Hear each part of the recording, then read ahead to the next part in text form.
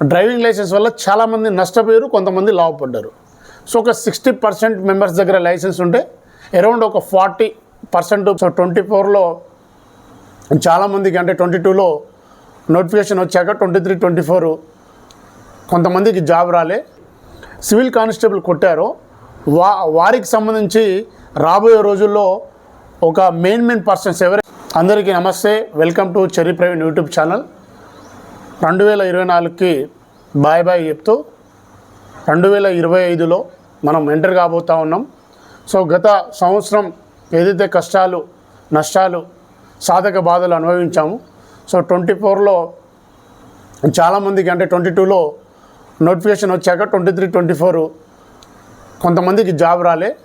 So వాళ్ళెవరు అధైర్యపడకుండా ఈ 25లో మన అందరికీ మంచి జరగాలని మనస్ఫూర్తిగా కోరుకుంటూ, సో ఇక వీడియోలోకి వెళ్తే విషయానికి వస్తే నవీన్ పట్నాయక్ అదేవిధంగా 2-3 వ్యక్తులు ఏదైతే డ్రైవింగ్ లైసెన్స్కి సంబంధించి ఒక వీడియోలు చేయడం జరిగింది. సో దాంట్లో మెయిన్గా చాలామంది బ్యాడ్జికి సంబంధించి డౌట్ అనేది చాలామంది రేస్ చేస్తూ ఉన్నారు. సో లైసెన్స్ ఎలా తీసుకోవాలి, బ్యాడ్జి తీసుకోవాలంటే దానికి ఉన్న క్వాలిఫికేషన్స్ ఏంటి అనేది మీకు ముందుగా ఈ వీడియో ద్వారా మీకు చెప్పే ప్రయత్నం చేస్తాను. సో చివరి వరకు వీడియో చూడండి.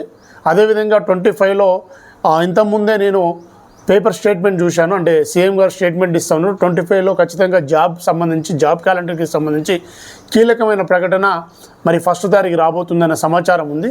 సో చివరి వరకు, ఎండ్ వరకు చూడండి మిత్రులారా. ఏదైతే 22 నోటిఫికేషన్లో, పోలీస్ కానిస్టేబుల్ నోటిఫికేషన్లో, ఎస్ఐ నోటిఫికేషన్లో మనకు మెయిన్గా డ్రైవింగ్ లైసెన్స్ వల్ల చాలామంది నష్టపోయారు, కొంతమంది లాభపడ్డారు. సో ఒక 60% మెంబర్స్ దగ్గర లైసెన్స్ ఉంటే అరౌండ్ ఒక 40% పీపుల్ దగ్గర లైసెన్స్ లేకపోవడం వల్ల కొంతమేరకు నష్టపోయిన మాట వాస్తవమే.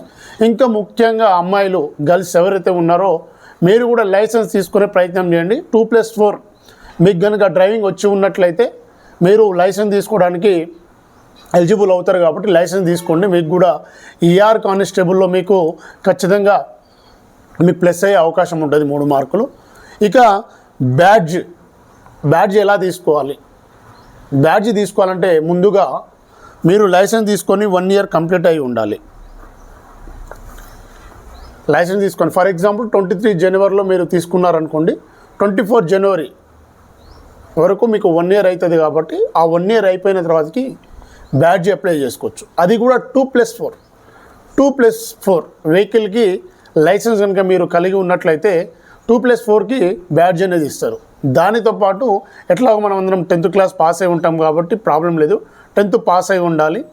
సో అంతకంటే ముందు ఏజ్ వచ్చేసి మినిమం 21 ఇయర్స్ ఉండాలి.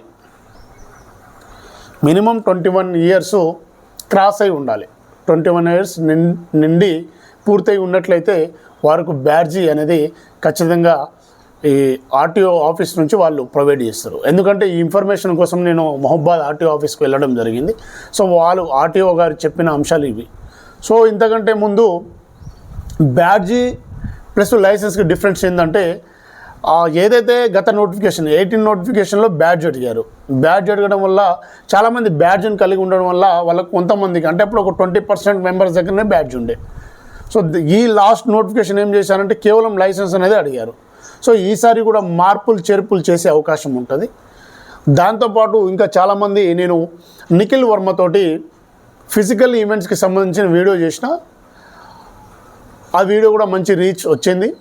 సో అందులో చాలామంది అడుగుతున్న అంశం ఏంటంటే, ఫిజికల్ ఈవెంట్లో 80-85 సాధ్యమవుతుందా, ఎన్ని రోజులు ప్రాక్టీస్ చేస్తాడంటే, ఆ తమ్ముడు మినిమం ఆ ఈవెంట్స్ కంటే ముందు, అంతకుముందు 6 months, దాని తర్వాతకి ఏదైతే ప్రిలిమ్స్ మెయిన్స్కి ఆ మధ్యలో ఉన్న టైం పీరియడ్ ఏదైతే ఉందో ఆ ఈవెంట్స్కి ఆ పీరియడ్ అంటే ఒక అరౌండ్ ఒక 1 year నుంచి తమ్ముడు, అంటే అంతకుముందు స్పోర్ట్స్ పర్సన్ అయినా కూడా 1 year నుంచి గట్టిగా ప్రిపేర్ అవుతుండే ఈవెంట్స్కి సంబంధించి. అదేవిధంగా ఇంకో విషయం చాలామంది అడిగింది ఏంటంటే, ఇన్స్టిట్యూట్ ఎక్కడ ఉందన్నా మేము జాయిన్ అవ్వచ్చా? ఇన్స్టిట్యూట్ వచ్చేసి కురిలో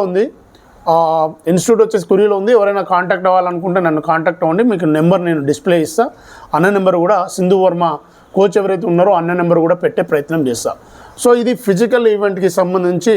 అదేవిధంగా లైసెన్స్కి సంబంధించి మీకు కొంతమేరకు నేను సమాచారం ఇచ్చిన అనుకుంటున్నా. ఎవరైతే సివిల్ కానిస్టేబుల్ కొట్టారో వారికి సంబంధించి రాబోయే రోజుల్లో ఒక మెయిన్ పర్సన్స్ ఎవరైతే మంచి మార్కులు సాధించారో కానిస్టేబుల్గా స్టిల్ వర్క్ చేస్తున్నారో వాళ్ళతో కూడా ఇంటర్వ్యూ చేసే ప్రయత్నం చేస్తా. సో వారు ఏ బుక్స్ చదివారు, ఎన్ని మార్క్స్ చేశారు, వాళ్ళు చేసిన మిస్టేక్ ఏంది, అంటే ఏదైతే ఎగ్జామ్లో కొంత మిస్టేక్ అంటే తెలిసినా కూడా మనం తొందరలో ఒక క్వశ్చన్కి బబ్లింగ్ చేసే బదులు ఇంకో క్వశ్చన్కి చేయడం, అలా కొన్ని మిస్టేక్స్ ఉంటాయి కదా, మిస్టేక్స్. అదేవిధంగా వాళ్ళు ఏదైతే ఆ టైం డ్యూరేషన్ని ఏ విధంగా వాళ్ళు టైం మెయింటైన్ చేసుకుంటూ వెళ్ళారో ఎగ్జామ్లో, దానికి సంబంధించి ఎన్ని రోజులు ప్రాక్టీస్ చేశారు, అంటే ఆ టైం లిమిట్, మార్నింగ్ ఎన్ని గంటలు చదివేవాళ్ళు, ఈవినింగ్ ఎన్ని గంటలు చదివాలని, ఇలాంటి పూర్తి సమాచారం మీ ముందు నేను ఖచ్చితంగా ఉంచుతా.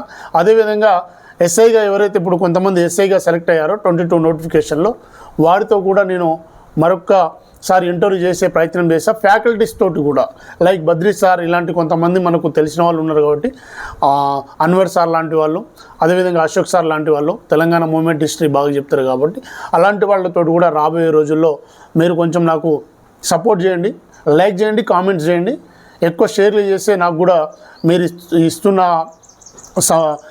సపోర్ట్ మేరకు నేను కూడా ఇంకా కొంత సమాచారం రాబట్టడానికి ప్రయత్నం చేస్తాను. సో ఇక 25లో ఖచ్చితంగా మనకు ఏప్రిల్లో నోటిఫికేషన్ వచ్చే అవకాశం ఉంది, కానిస్టేబుల్ నోటిఫికేషన్. అదేవిధంగా ఎస్ఐ నోటిఫికేషన్ కూడా వచ్చే అవకాశం ఉంది. దాదాపుగా ఒక 15,000 నోటిఫికేషన్ ఇవ్వాలని మనం డిమాండ్ చేస్తూ ఉన్నాము.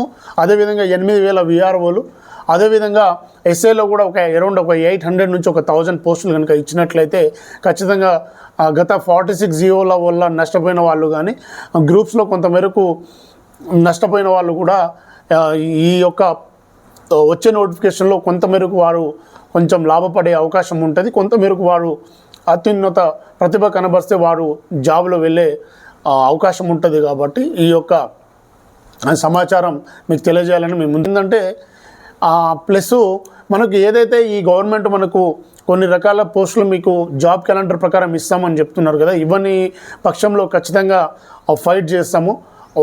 మరొకసారి మా సంబంధిత ఎమ్మెల్యేలు కానీ ఎంపీ కొంచెం మనకు దగ్గరకు ఉంటారు కాబట్టి, వారి ద్వారా మరొకసారి వెంకటన్న, అదేవిధంగా మన ఎమ్మెల్యేలతో మరొకసారి ఏదైతే మన డిమాండ్స్ ఉన్నాయో ఆ నిరుద్యోగుల డిమాండ్స్లు, ఏదైతే పేపర్ మరొకసారి ఆ డిమాండ్ పేపర్ తోటి సీఎం దగ్గరికి వెళ్ళే ప్రయత్నం చేద్దాము. అంతవరకు మీరు ప్రిపేర్ అవ్వండి. ఏమున్నా డౌట్స్ ఉన్నా మీరు కామెంట్స్లో చెప్పండి. ఖచ్చితంగా ఆ డౌట్కి సంబంధించి ఖచ్చితంగా 100% ఎఫర్ట్ పెట్టి ఏదైతే మీకు సమాచారం కావాలో ఖచ్చితంగా సమాచారం చెప్తాము. అంతవరకు చూస్తుండండి ఫ్రెండ్స్. జై హింద్, జై తెలంగాణ.